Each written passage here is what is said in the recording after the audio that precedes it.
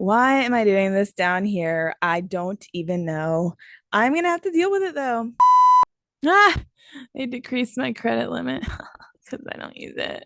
Hey guys, sorry for the lighting, and for everything, including this behind me. What the hell is that? I'm forced to be in the garage because somebody is home and I can't film where I usually film. I'm okay. I want to just chat with you guys about life because life is balls. When life hands you lemons, give it hell. I want to do a little story time about what has happened to me in the past year. I've been through it. I've been through it, guys. I have gotten laid off not one time, but twice. Every time I've come out of it a better person, a little bit more unhinged every time, but it's fine. So the first time I had gotten laid off, it was from a remote job that I had accepted after I left Washington, D.C. I had a really good job up there. I had a guaranteed government job, nearly six figures. Benefits were great. I accepted a fully remote position because it was during the height of 2021. Everyone was like, great resignation. F you, I'm quitting, blah, blah, blah. So I accepted a remote job. And it was in the field of education, which I thought it would be secure, but it was still a company that was in it for profits. Shortly after I joined, the president resigns. They hire a new CEO. Nobody had a good vibe about this person. Nobody. So everything was cool for about a year after that. Then things started happening.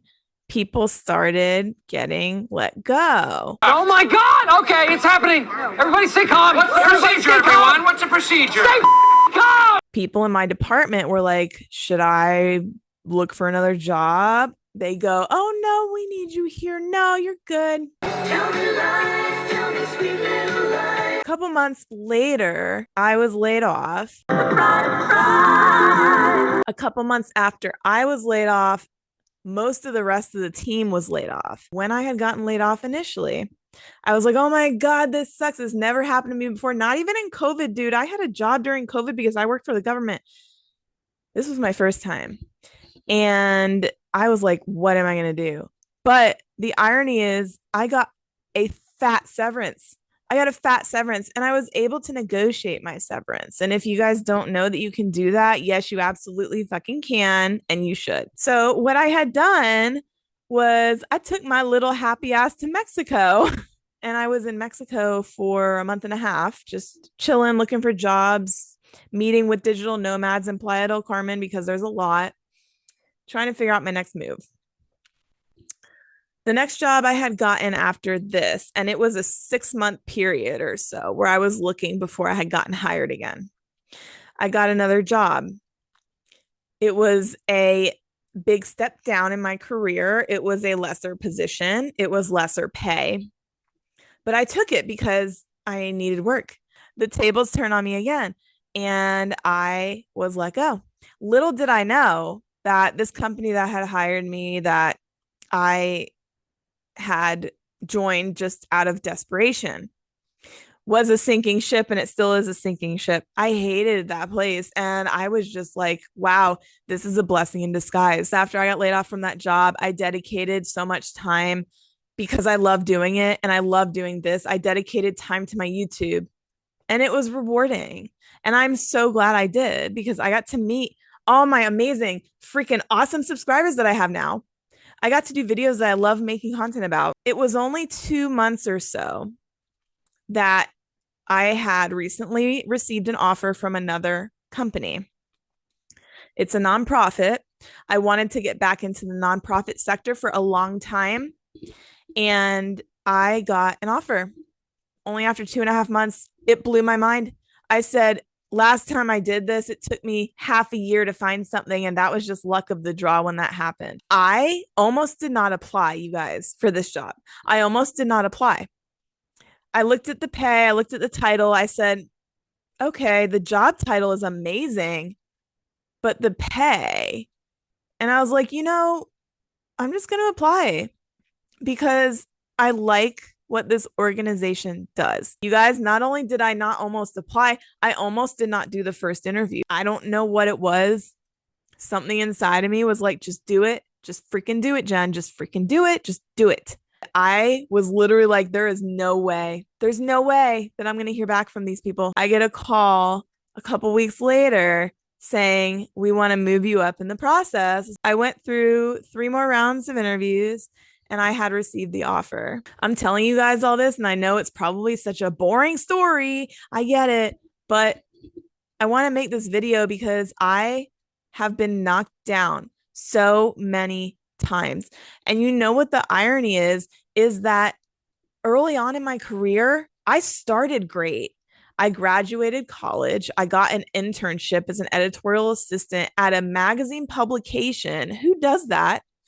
And then immediately after that, I got a job at the University of Maryland. That was major to me. After the university, I was there for about 5 years. I moved into government in DC. And that was baller to me. I was like, bro, I'm climbing up the ranks. I'm doing good. But everything turned around when I had accepted the job after DC. And the rug has been pulled out from under me so many times. You guys don't understand how hard it is to stay positive. But you have to, because if you don't, it will wreck you. It will wreck you. It will wreck you emotionally and it will wreck you physically. I went through this the first time I got let go from that first job. It wrecked me. I doubted everything.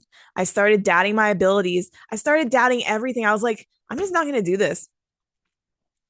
But I know I'm good at what I do.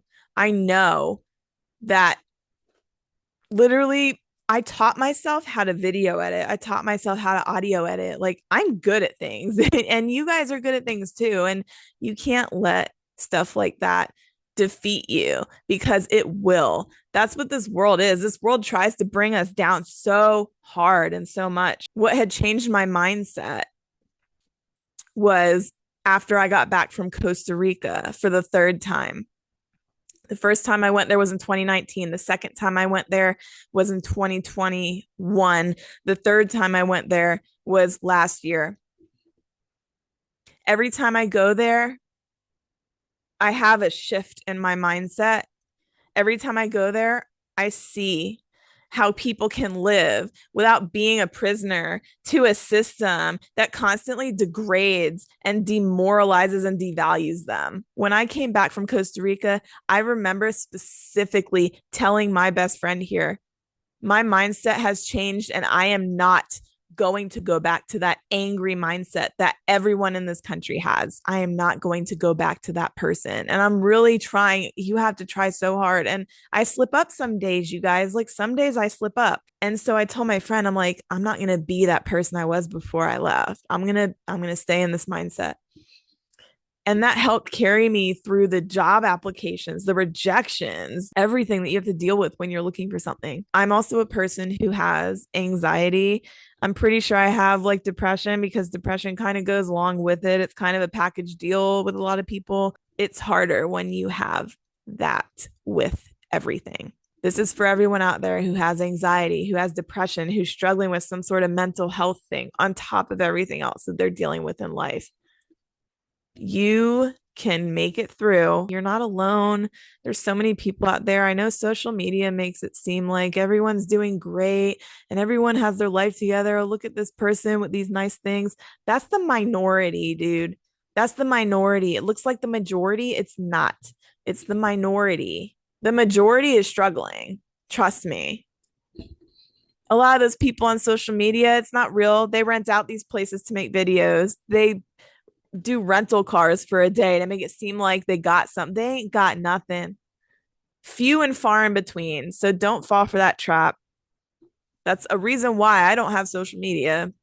I just have YouTube. I don't have Facebook. I don't got TikTok. I don't got Twitter. I don't got nothing, because I don't go down that hole. If you guys are going through it, I hear you, I feel you, and I know exactly what you're going through, because I've been through it. And who knows? I don't know the future. I don't know what the future holds for this job. I hope I keep it for a while, for a long time. I don't know.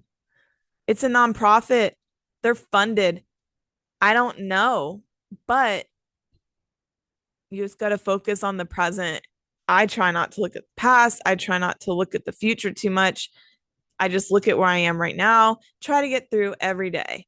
Because trust me, every day when you're an adult is a freaking shitstorm. But we got this. We got this. We got this. Go get yourself some dang Taco Bell. Who cares if it's fake dog food? Go get yourself some ice cream if you want it. Treat yourself once in a while and don't berate yourself and don't hate yourself if you have a setback. If you guys ever have a setback, it's temporary, it's not permanent. And if it's permanent, you can always get out of it. We are the sum of every single choice that we make. And I tell my family that all the time. Certain members in my family who are like, why is it like this at my age? Because you have made the choices that have led you down the path to where you are now. I want to give a little inspiration. I'm just feeling some type of way today. Sorry for the backdrop. I'm doing my best, you guys. And please, for the love of God, don't be hard on yourself all the time, because we're all in the same position trying to make it through this crazy effed up world. Be kind to yourself. I hope you guys have a good night. I hope you remember some of my words of wisdom in here, because some of them were wise, some of them were just babbling, but it's cool. Everything means something, and I'm going to stand by that. I hope to see you in my next video. Bye.